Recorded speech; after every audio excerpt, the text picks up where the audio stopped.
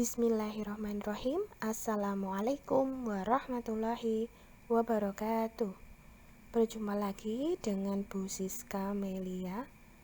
Hari ini kita akan belajar mata pelajaran pendidikan Pancasila di kelas 11 dengan materi harmonisasi hak dan kewajiban asasi manusia dalam perspektif Pancasila. Nah, untuk tujuan pembelajaran kita, yaitu yang pertama, menganalisis pelanggaran hak asasi manusia dalam perspektif Pancasila dalam kehidupan berbangsa dan bernegara. Nah, kita nanti diharapkan bisa menganalisis apa saja pelanggaran hak ya. Anak-anak bisa membedakan ya, mana yang termasuk pelanggaran dan bukan. Nah, untuk tujuan yang kedua, setelah kalian bisa membedakan yang termasuk pelanggaran atau bukan, terus yang kedua itu kalian dapat menyaji hasil analisis itu nanti dalam sebuah proyek. Nah, proyek ataupun tugas nantinya ya. Terus nanti bisa disampaikan di depan kelas dengan presentasi seperti itu. Terus untuk memulai pembelajaran hari ini supaya kita lebih semangat dan mencintai tanah air dan bangsa, kita saksikan terlebih dahulu video lagu wajib nasional dengan judul Ibu Pertiwi. Lagu ini nanti diaransemen ulang oleh penyanyi ya, yaitu Alfi Ref. Nah, mari kita saksikan terlebih dahulu videonya bersama-sama.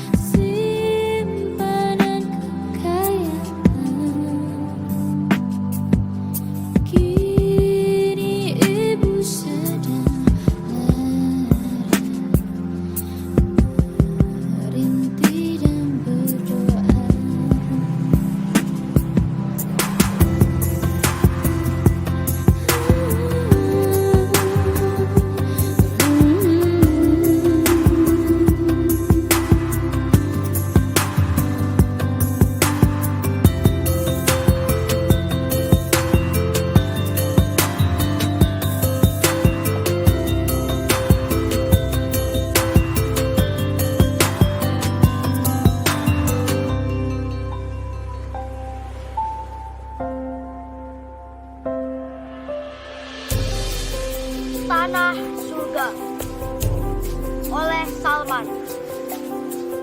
Bukan lautan, hanya kolam susu, katanya.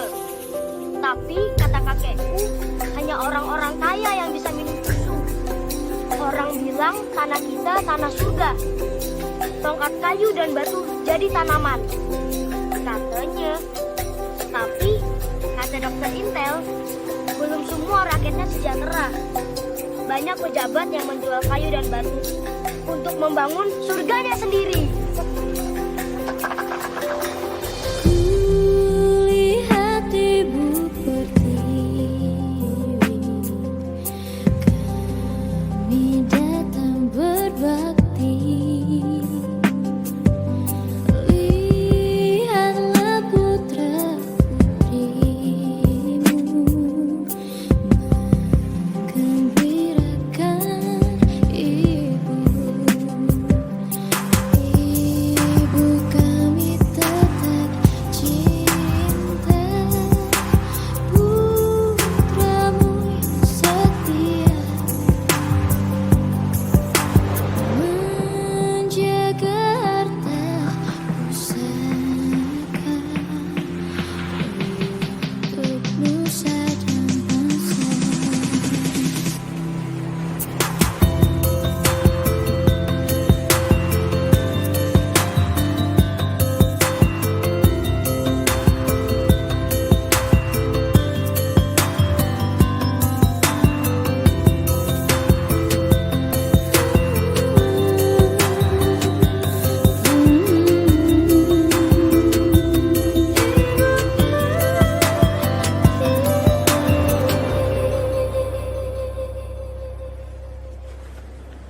Nah, kita masuk ke dalam materi ya.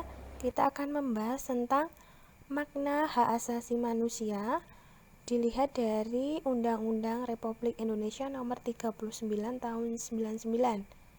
Mendefinisikan bahwa HAM adalah seperangkat hak yang melekat pada diri manusia. Nah, hak itu sudah dibawa manusia sejak dia lahir. Nah, merupakan anugerah dari Tuhan Yang Maha Esa. Untuk ciri-ciri hak asasi manusia, yang pertama yaitu hakiki. Hakiki maksudnya apa? Hak asasi tersebut adalah hak yang dimiliki oleh semua umat manusia. Nah, sudah dibawa dia sejak bersama dengan kelahirannya di dunia ini. Nah, jadi masing-masing sudah mempunyai hak sendiri-sendiri. Nah, untuk ciri yang kedua yaitu universal atau hak asasi itu berlaku untuk semua orang tanpa memandang status, suku, bangsa, gender, atau perbedaan lainnya. Jadi, tanpa ada pembeda. Untuk yang selanjutnya yaitu untuk ciri-ciri yang ketiga, tidak dapat dicabut. Artinya apa? Hak asasi manusia itu tidak dapat dicabut atau diberikan, diserahkan kepada siapapun ya, karena kita sudah memiliki hak tersebut masing-masing. Sejak kita lahir sudah punya, jadi nggak perlu diperebutkan. Terus yang keempat, ciri yang keempat yaitu tidak dapat dibagi, yang artinya semua orang berhak mendapatkan ya, apakah hak itu hak sipil, hak politik, hak ekonomi, dan hak sosial budaya. Nah, jadi nggak perlu berebut untuk mendapatkan hak asasi manusia, karena itu sudah otomatis dibawa sejak bersama dengan kelahirannya. Terus yang selanjutnya kita akan belajar tentang makna kewajiban asasi manusia. Ini dilihat dari ketentuan pasal 1 ayat 2 Undang-Undang RI nomor 39 tahun 99. Kewajiban itu apa sih? Kewajiban asasi itu kewajiban dasar manusia. Kewajiban apabila tidak dilaksanakan tidak memungkinkan terlaksana dan tegaknya dari hak asasi manusia yang tadi ya, yang kita bahas. Terus untuk selanjutnya kita akan membahas tentang substansi hak dan kewajiban asasi manusia dalam Pancasila. Yang pertama kita bahas dulu dari sudut pandang nilai dasarnya. Nilai dasar itu nilai dasar yang paling mendasari atau nilai pokok Yang pertama, menjamin hak dan kewajiban pemeluk agama. Kedua, ada hak dalam hukum. Terus menempatkan kepentingan umum ya di atas kepentingan pribadi. Terus untuk sudut pandang yang kedua atau substansi yang kedua itu ada nilai instrumental atau penjabaran dari nilai dasar itu biasanya tertuang dalam peraturan perundang-undangan. Ini ada pasal 28A sampai 28C. Itu ada di Undang-Undang tahun 1945 dan masih ada di ketetapan MPR dan peraturan yang lain. Terus substansi yang ketiga yaitu nilai praksis. Nilai praksis itu apa sih? Nilai praksis itu adalah nilai pelaksanaan, nilai sikap nyata dalam kehidupan. Yaitu yang pertama, tidak memaksakan agama kepada orang lain. Ya. Kedua, tenggang rasa. Berarti saling mengasihi antara manusia satu dengan yang lainnya karena kita bersaudara. Nah, kita akan melanjutkan tentang materi penyebab pelanggaran dari hak asasi itu. Ada pertama itu faktor internal, faktor dari dalam yang menyebabkan orang melanggar. Yang pertama sikap egois, kedua rendahnya kesadaran, ketiga sikap tidak toleran. Nah, ketiga sikap ini yang mempengaruhi orang melakukan pelanggaran HAM. Yang kedua ada faktor eksternal atau faktor yang datang dari luar pribadi seseorang. Ya, bisa dari lingkungan ya. Yang pertama ada penyalahgunaan kekuasaan. Kedua, ketidaktegasan aparat penegak hukum. Ketiga, penyalahgunaan teknologi. Dan keempat, kesenjangan sosial. Nah, faktor-faktor ini biasanya datang dari luar. Nah, untuk selanjutnya kita akan melihat contoh kasus pelanggaran HAM yang pernah terjadi di Indonesia. Ini ada gambar. Gambar ini itu kerusuhan Tanjung Priok. Ini pernah terjadi pada tanggal 12 September tahun 1984. Nah, ini terjadi kerusuhan ya. Ada beberapa korban yang meninggal kala itu. Nah, terus yang kedua ini ada gambar lagi. Ini merupakan momen atau peristiwa penyerbuan kantor Partai Demokrasi Indonesia terjadi di tanggal 27 Juli tahunnya 1996. Nah, ini ya terjadi bentrokan antara warga sipil dan kepolisian. Nah, ini juga ada beberapa korban. Yang ketiga ada peristiwa penembakan mahasiswa Universitas Trisakti. Ini ada 4 mahasiswa Trisakti yang meninggal. Ini terjadi pada tanggal 12 Mei tahun 1998. Nah, peristiwa-peristiwa tadi sangat disayangkan ya karena memakan korban jiwa.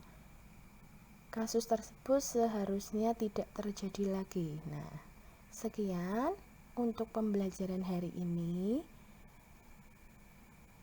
Kita akan melanjutkan lagi di pertemuan selanjutnya dengan materi yang berbeda.